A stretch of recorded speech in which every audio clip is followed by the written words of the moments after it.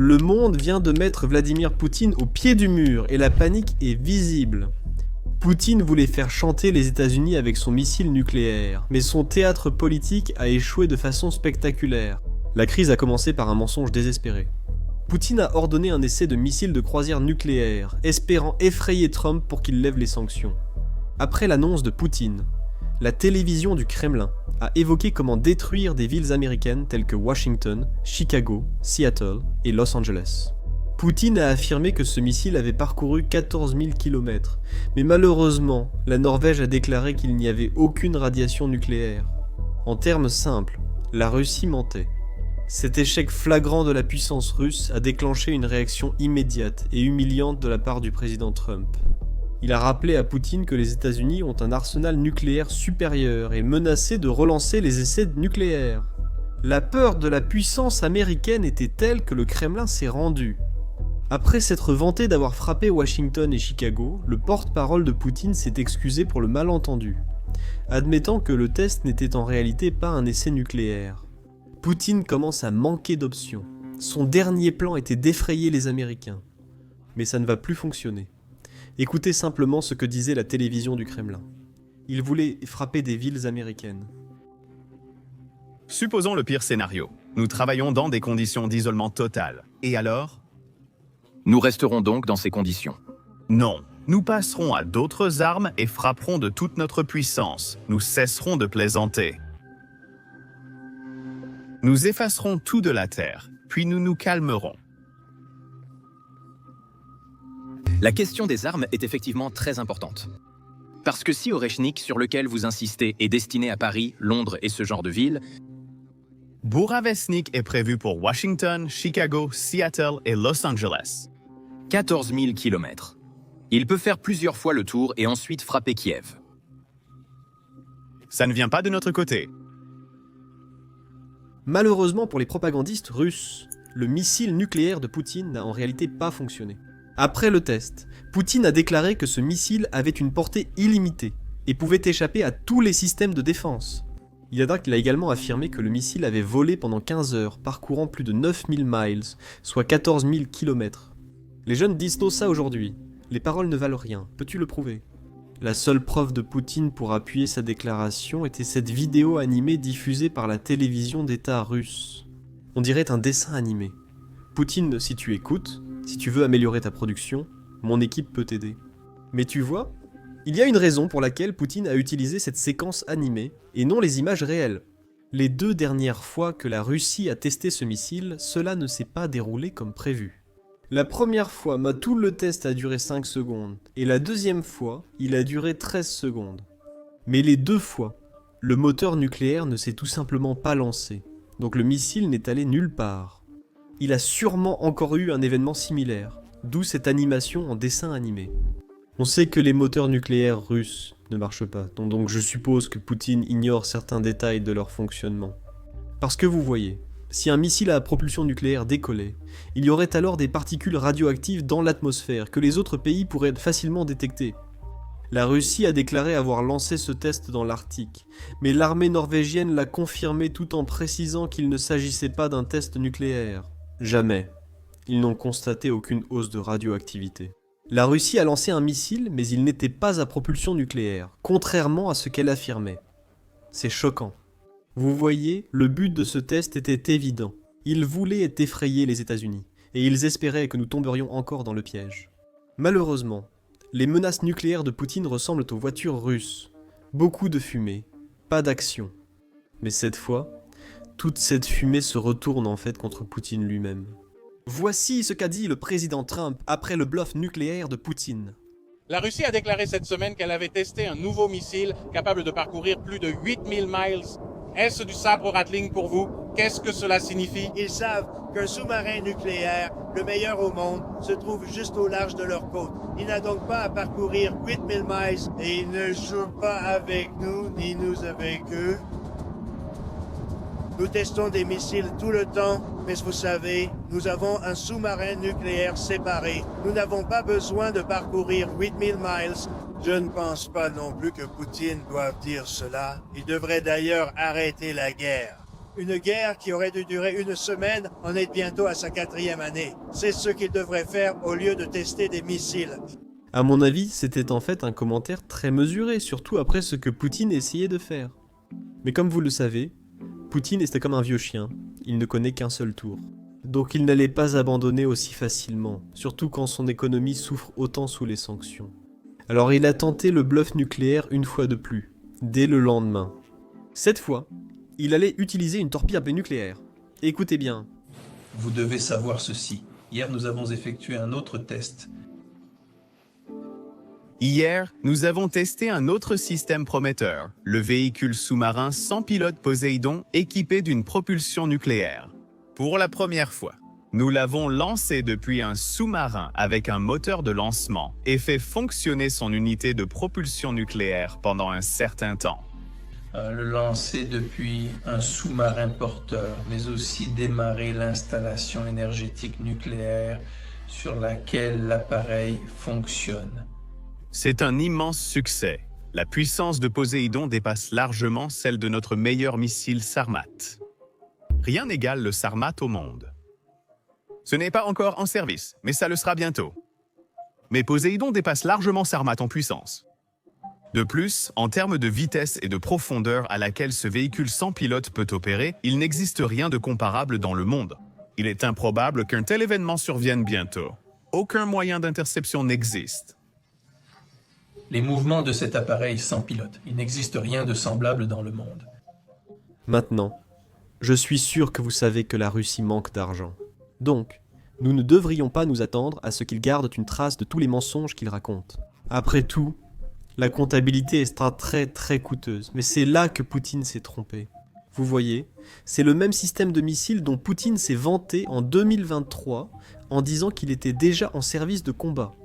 Et maintenant, en 2025, il dit que le même missile est sur le point d'entrer en service de combat. J'ai de la peine pour petit Vladimir, parce qu'après tout, les bluffs nucléaires étaient la seule chose qu'il avait, qui avait un certain impact sur le champ de bataille. Et maintenant, ça ne marche plus du tout. Donc Poutine commence à manquer de noms nucléaires qu'il peut utiliser pour faire chanter le monde. C'est juste rincer et répéter, en espérant que ça marche. Mais nous ne sommes plus en 2023, comme l'a dit le président Bush. Trompe-moi une fois, honte à toi, trompe-moi, tu peux encore te faire avoir. Eh bien, le monde ne se laisse pas berner. Il y a une raison pour laquelle les États-Unis dépensent 1% du produit intérieur brut mondial pour leur armée, et je veux clarifier cela à nouveau. C'est 1% du produit intérieur brut mondial, non celui des États-Unis. Parfois, il faut rappeler aux gens ce qu'est notre dissuasion nucléaire. C'est le message que le président Trump a diffusé. Les États-Unis possèdent moins plus d'armes nucléaires que n'importe quel autre pays. Cela a été accompli, y compris une mise à jour complète et une rénovation des armes existantes, pendant mon premier mandat. À cause de sa puissance destructrice, je détestais le faire, mais je n'avais pas le choix. La Russie était deuxième, la Chine loin derrière, mais elle l'égalera dans 5 ans. À cause des programmes d'essai des autres pays. Je me demande de qui il parle là. J'ai demandé au département de la guerre de tester nos armes nucléaires sur un pied d'égalité. Ce processus commencera immédiatement. Certaines personnes paniquent à ce sujet, nous expliquerons plus tard pourquoi. Même si cette panique n'est peut-être pas justifiée. Mais pour tout le monde, une chose doit être claire. C'est exactement ce qu'est la dissuasion nucléaire, la destruction mutuelle assurée. Cela veut dire que si l'autre abuse de son bâton nucléaire, vous lui rappelez que nous avons un bâton plus gros et que nous tenons notre position. C'est-à-dire que, pendant que la Russie faisait faillite, dans les années 90, les États-Unis y avaient en fait de l'argent pour s'assurer que nos armes nucléaires ne deviennent pas obsolètes.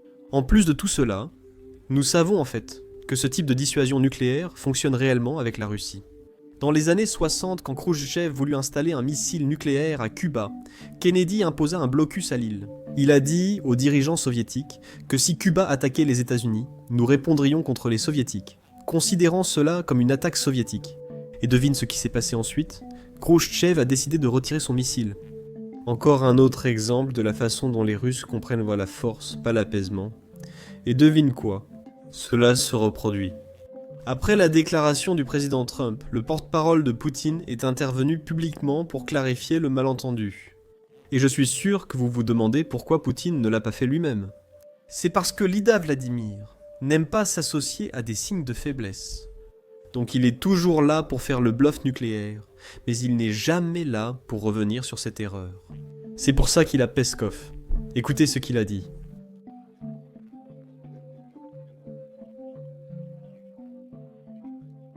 Dans sa déclaration, le président Trump a mentionné que d'autres pays effectuent des essais d'armes nucléaires.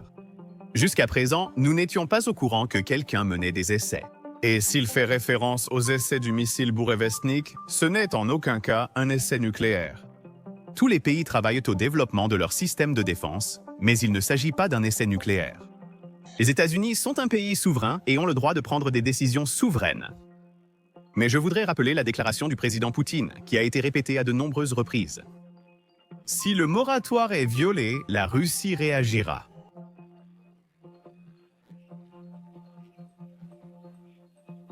Alors, laissez-moi bien comprendre.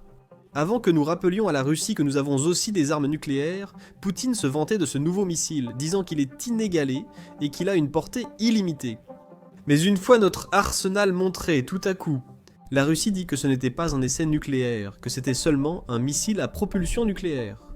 C'est une distinction importante d'ailleurs, parce qu'après que le président Trump ait fait ce commentaire, tout le monde a commencé à se plaindre que non. Ce n'est pas la bonne décision parce que nous ne voulons pas relancer les essais nucléaires dans le monde.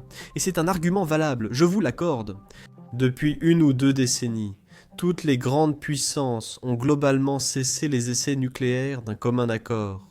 Pour les États-Unis, c'est en fait un énorme avantage parce que nous avons le plus grand arsenal nucléaire. Et en plus de cela, nous avons l'arsenal nucléaire de la meilleure qualité. Donc, si plus personne ne teste d'armes nucléaires, nous resterons le pays à la plus grande force de dissuasion nucléaire. Donc, bien sûr, nous ne voulons pas briser ce tabou sur les essais nucléaires, parce que si nous le faisons, alors la Chine le fera aussi. La Chine pourrait ainsi saisir ce prétexte pour nous rattraper en dissuasion nucléaire. Mais je veux souligner un point ici. Même dans sa déclaration, le président Trump précise que nos essais seront réalisés à égalité avec la Russie. Et la Russie teste des missiles à propulsion nucléaire, comme elle vient de l'affirmer. Donc, nous ne savons pas s'ils les testent réellement, mais c'est ce qu'ils prétendent. Donc, même si les États-Unis égalent ces essais nucléaires, cela signifie simplement que nous allons tester un type de missile à propulsion nucléaire ou une sorte d'arme à propulsion nucléaire. Je ne connais pas les détails, mais il ne dit pas que nous testerons une bombe nucléaire, ce que nous ne voulons pas faire. Mais revenons maintenant à la Russie, car les médias russes sont toujours en pleine crise. Cette fois à cause du secrétaire au Trésor, Scott Bessent. Vous souvenez-vous quand le propagandiste de Poutine, Kirill Dmitriev, est venu aux États-Unis affirmer que les sanctions de Trump n'affectaient pas l'économie russe. Et en plus de ça, la Russie possède ce grand et puissant missile dont le monde devrait avoir peur. C'est alors que Scott Bessent est intervenu à la télévision nationale pour dire au monde d'ignorer un propagandiste russe. Que voulez-vous qu'il dise d'autre? Écoutez plutôt. L'envoyé de Vladimir Poutine, qui est ici aux États-Unis, Karol Dmitriev, je sais que vous le connaissez, a déclaré « Les sanctions n'auront, je cite, absolument aucun effet sur l'économie russe. Elles entraîneront simplement une hausse des prix à la pompe aux États-Unis. » Dmitriev se trompe-t-il? Et quand la Russie ressentira-t-elle réellement la douleur? Eh bien, je pense que la Russie va ressentir la douleur immédiatement. Je peux vous dire que nous avons déjà vu l'Inde a complètement arrêté ses achats de pétrole russe. Beaucoup de raffineries chinoises se sont arrêtées. Et Marguerite, vas-tu vraiment publier ce que dit un propagandiste russe?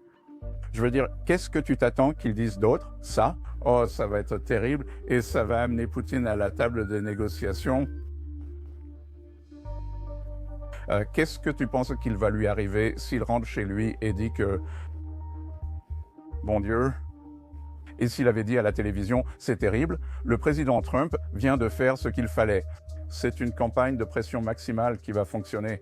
Marguerite, qu'est-ce qu'il va dire? Bien sûr qu'il va dire ça. Si vous examinez chaque argument russe, il semble utiliser le mot « nous avons immunisé l'économie contre cela ». Eh bien, ils n'ont pas immunisé l'économie. Leurs revenus pétroliers ont baissé de 20% d'une année sur l'autre. Je soupçonne que cela pourrait les faire baisser encore de 20 ou 30%. Encore une fois, le président Trump a été critiqué pour ne pas en avoir fait assez. Il prend cette manœuvre audacieuse et ensuite vous citez un propagandiste russe. Manifestement, les Russes n'étaient pas satisfaits. Parce qu'une des plus grandes émissions en Russie que nous venons de regarder au début de la vidéo, a réagi à cela d'une manière très intéressante. Écoutez ça. Par exemple, Scott Bessent est impoli envers Kirill Dmitriev pour une raison inexplicable. Pourquoi mentionne-t-il autant la Russie? Où est-il? Où est la Russie? Il menace avec des paquets de sanctions qu'il n'a pas rédigés. Cela a été rédigé à l'époque de Biden. De quoi s'agit-il, cette haine systémique? Est-ce lié à son orientation sexuelle? Je ne sais pas pour vous, mais chaque fois que je commence à perdre un débat, c'est là que je me mets à attaquer personnellement. Et c'est exactement ce qui se passe à la télévision russe. Maintenant, réfléchissons-y. Ce propagandiste russe, Kirill Dmitriev, est venu aux États-Unis et est passé à la télévision nationale ici, aux États-Unis. Il a alors annoncé à tous que la Russie venait de tester un missile nucléaire, reprenant exactement ces mots. Il disait « Je suis venu le dire à la Maison-Blanche. Vous ne voulez pas de problème avec la Russie. » Si quelqu'un fait ça, je pense qu'il est tout à fait juste d'aller à la télévision nationale et de s'opposer à cette propagande. Donc si les Russes pensent que c'est irrespectueux, si les Russes pensent que cela ruine la relation entre deux pays, peut-être qu'ils devraient arrêter de faire du chantage au monde avec des missiles nucléaires. Et c'est exactement pour cela que je pense que c'était une excellente chose que nous ayons eu le secrétaire au Trésor à la télévision pour dénoncer cela. Sinon, ce qui se passe, c'est que les médias américains veulent simplement aller dans le sens de ce que dit la Russie. Et puis, tous ceux qui ne suivent pas cette guerre de près prennent peur. Et cela met la pression sur l'administration, sur nos politiciens, pour qu'ils adoptent des politiques favorables à la Russie. Et c'est bien l'objectif russe, après tout. Ils ne peuvent pas gagner sur le champ de bataille, alors ils veulent gagner en utilisant la guerre narrative, la guerre de l'information. C'est exactement pour cela que nous faisons des vidéos comme celle-ci, pour lutter contre la propagande russe. Comme beaucoup le savent, nos vidéos sont parfois démonétisées ou restreintes, car elles contiennent des extraits de la guerre. YouTube ne considère pas cela comme adapté aux annonceurs. Maintenant, c'est le site de YouTube, dont ils peuvent décider de ce que nous pouvons publier ou non. C'est justement pour cela que nous avons lancé notre plateforme, Basics Insider. Nous l'avons créée pour offrir une couverture plus approfondie et non censurée de la guerre. Là-bas, vous trouverez des versions longues de nos vidéos et des documentaires originaux, allant bien plus loin que ce que nous pouvons aborder sur YouTube. En plus, ce que je préfère, c'est que des experts et vétérans comme l'ancien Navy Sea, Air and Land Chukfar viennent régulièrement nous aider à analyser des séquences de champs de bataille, notamment en Ukraine. Comme vous pouvez vous en douter, ce sont des types de séquences que nous ne pouvons pas montrer sur YouTube. Mais encore une fois, c'est la réalité du monde dans lequel nous vivons. Voilà comment se déroulent les guerres modernes. Je pense donc qu'il est essentiel d'apprendre ce qui se passe et comment. Et c'est pourquoi nous faisons ces vidéos, et nous les mettons sur Business Basics. Pour moi aussi, cela a été très instructif. J'espère que vous ressentez tous la même chose en nous rejoignant. Si ce type de contenu vous intéresse, inscrivez-vous dès maintenant sur basicsinsider.com ou cliquez sur le lien dans la description ou scannez le code QR qui s'affiche à l'écran. Inscrivez-vous maintenant pour accéder à un excellent contenu. Vous soutiendrez aussi notre chaîne et notre couverture. Merci, à la prochaine vidéo.